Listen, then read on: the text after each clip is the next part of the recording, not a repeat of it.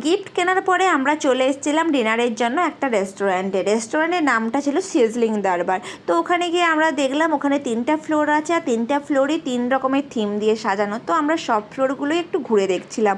প্রথমেই চলে গেছিলাম আমরা টপ ফ্লোরে গিয়ে দেখলাম একটু বার টাইপের, আর যেহেতু আমরা বাচ্চা নিয়ে গেছিলাম তো আমরা ওখানে না থেকে নিচের ফ্লোরে চলে এসেছিলাম।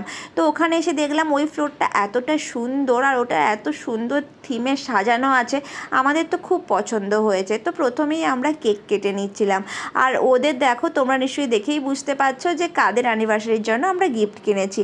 ওটাই ছিল আমাদের দাদা দিদি, আর ওদের কাছে এই বছরের অ্যানিভার্সারিটা সবথেকে স্পেশাল, কারণ এই বছরে ওদের মেয়ে সানি ওদের সাথে আছে। আর কেকটাও খুব টেস্টি ছিল। দেখো ওরা দুজনকে খাইয়ে দেওয়ার পরে যখন সানি দেখছে তখন সানিকেও একটু খাওয়াচ্ছে, কিন্তু সানি ভাবছিল অন্য কিছু, হয়তো খাওয়ার কিছু নয়, ও খেতে চাইছিল না। তবু ওর মা একটু মুখে দিয়েছে, কেক বলে কথা, মা বাবার অ্যানিভার্সারি বলে কথা, তাই না? তো ওরাই আমরা সবাই মিলে একটু এনজয়ও করছিলাম, দাদা দিদিকে গোলাপও দিল। তারপরে ফাইনালি আমরা আমাদের গিফটটা দাদা দিদির হাতে তুলে দিলাম।